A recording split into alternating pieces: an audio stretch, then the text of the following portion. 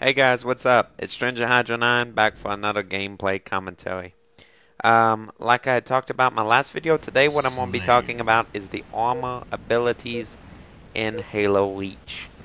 In Slayer-based games, there's 4 basic abilities: Sprint, Jetpack, Armor Lock, and Active Camo. The problem is that I've been noticing now that I've actually played for a while Halo Reach, a few weeks in, is they're not really balanced at all. Especially Armor Lock. Armor Lock is just, to be honest with you, plainly ridiculous. It's way overpowered and really unbalances the gameplay. Sprint's pretty good. That's the armor ability I used in non-Team Classic games where I have to pick an armor ability. Jetpack's neat in that you can get to multiple places in the map, but really you used to be able to do this through jumping, and especially like nade jumping, so it really takes away some of the skill component. But it is kind of cool that you can assault your opponents from above. I don't use jetpack much simply because I use bumper jumper layout, and bumper jumper doesn't work too well with jetpack, just because you're using the X button for your armor ability and you can't move your right analog stick because you're using your thumb over the X button, so you're gonna have to claw, and I just don't really claw much, so I don't use jetpack that often. Active camo is okay in that it's not really overpowered, I guess. The problem with active camo is that it highly encourages camping, and since camping was already enough of a part of Halo games, really active camo is not that great either. Since you become visible if you move, you virtually have to camp at least, or move very slowly for it to be effective. So really Sprint is the best armor ability in my opinion, in that it's not too unbalanced. The only really crazy thing about Sprint is that you can rush with sword now, like insanely, and just get a bunch of kills. But the real armor ability that a lot of people have expressed concern about, and that in my first video I was like, well, it's kind of overpowered, but it's not too bad, is Armor Lock. And my stance is kind of harshened on Armor Lock to now where I don't really like it at all. This is just because it's so cheap. I mean, you can have a guy at one shot, and then he puts Armor Lock on, and it lasts for like 6 or 7 seconds. And by then his shields are recharged, or his, teammates have come in. And the problem with Armor Lock 2 is it makes you a worse Halo player, because now you rush a lot, and you basically expect your teammates to bail you out all the time.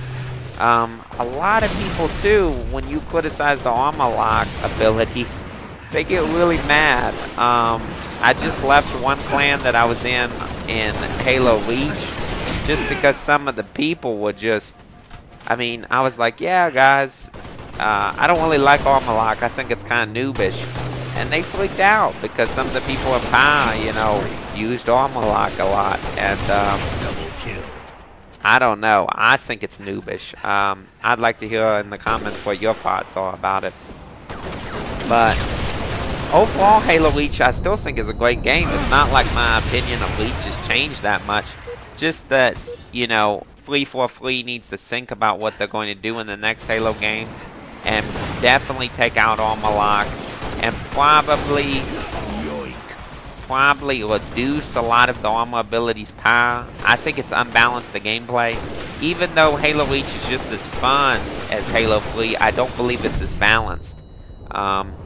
Like in Halo 3, you would generally start out with very bad KDs, kill-death ratios.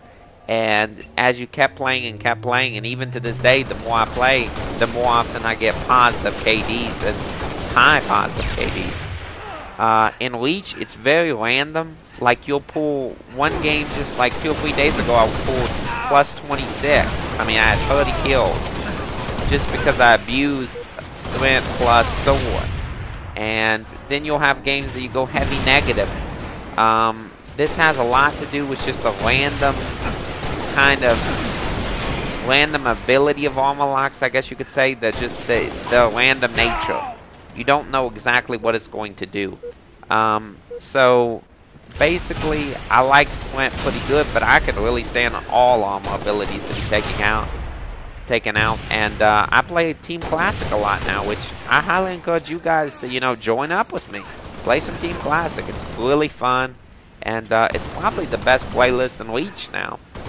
Also, it has a lot of classic map remakes. And I think I'm going to be talking about that in my next video, like what's up with the maps in Reach, especially all the different Forge World maps, which there's like 10 million of them, with all these absurd names like Think Twice and what's that one, Kingdom, and just a bunch of this. I think actually this, well, this is, I believe, enclosed, if I'm not wrong, which I like pretty good. It's you know, semi-symmetrical, gives both players the chance to, you know, have some strategic tactics.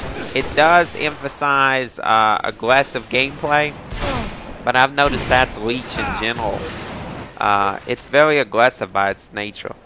So I hope in this commentary you know, kind of understand now a little bit more about my thoughts about Halo Reach's armor abilities.